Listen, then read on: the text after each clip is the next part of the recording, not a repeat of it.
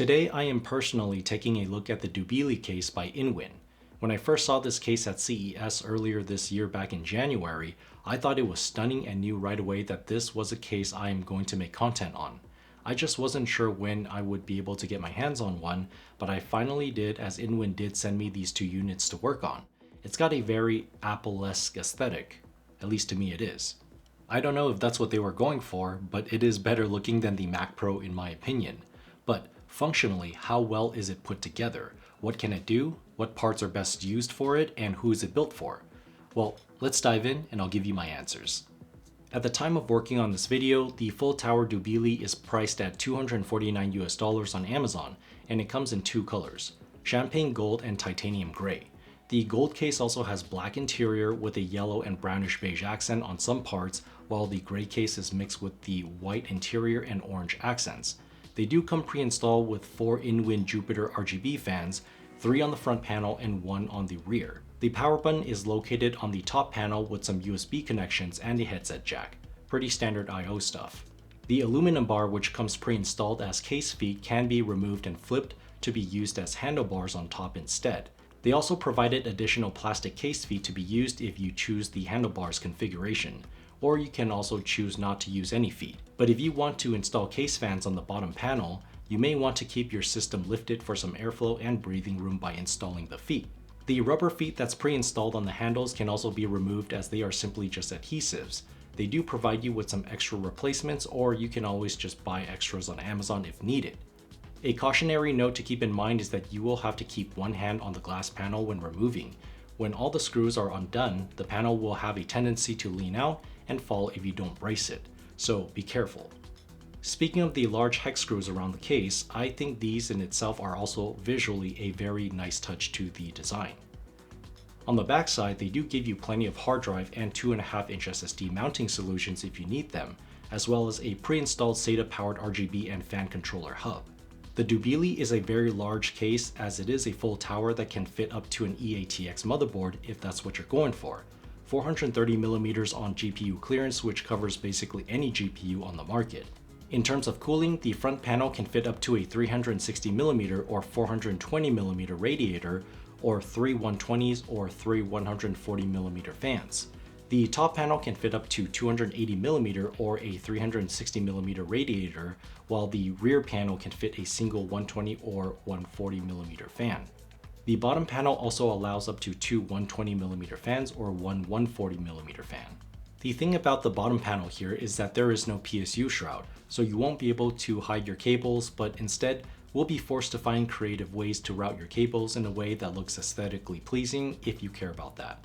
However, my nuance with this bottom setup is that there's also a chance your PSU cables might hang over and possibly touch the fan blades while spinning if you have them installed here. You'll just have to make sure you tie or route your cables up in such a way that they just stay clear of them during operation. Personally, I wouldn't be installing fans on the bottom panel if I were using this rig. However, if you paid attention, it's only an issue, sort of, if you install 2 120mm fans, and the fan that is closest to the PSU is really the one that will more likely have conflicts with the cables. But this case has so much room, and the ventilation panels are also quite breathable, where I think just 3 intake fans on the front and 3 to 4 exhaust fans on the top and the rear is enough for most builds. There is also 2 pieces of hardware that comes in the package that serve as screw holders while working on the case, and you can also mount them to the motherboard tray here to shield cables that may be running across for aesthetic purposes. Now, the only cables I could think of are the front panel fans running to the motherboard. But this is only if you decide to run the cables directly from the fans to the motherboard on the front side. However, if you route them behind the motherboard tray and out through the grommets, or you decide to connect them to the fan hub in the back, then it's not an issue. I also think that attaching these to the front of the motherboard tray doesn't look quite as attractive either, and I do think that it can be done better. So just my 2 cents, I would at least make these the same color as the motherboard tray. So for example, in the titanium gray case, I would make these white, and in the gold case, I would make these black. Now, functionally, I do understand why they did it, but I also feel like, in my opinion, it's sort of a suboptimal design. So right now I have a pretty standard example of a 360 AIO cooling setup with an RTX 4090 in the case, where the AIO radiator is mounted to the top panel with exhaust fans and keeping the 3 front panels to intake. There is a lot of space in this case to build any hardware you want essentially, but I also think it feels too empty if you were just using something like an AIO or air cooler. In this next segment, I do want to discuss something that isn't really directed towards the case itself, but rather something that the case comes with. So I do feel obligated to talk about it. And it's basically InWin's RGB system. And I've built with a lot of different brands and their hardware and their RGB system. And I will say that usually when it comes to RGB, it's always going to be a mess regardless.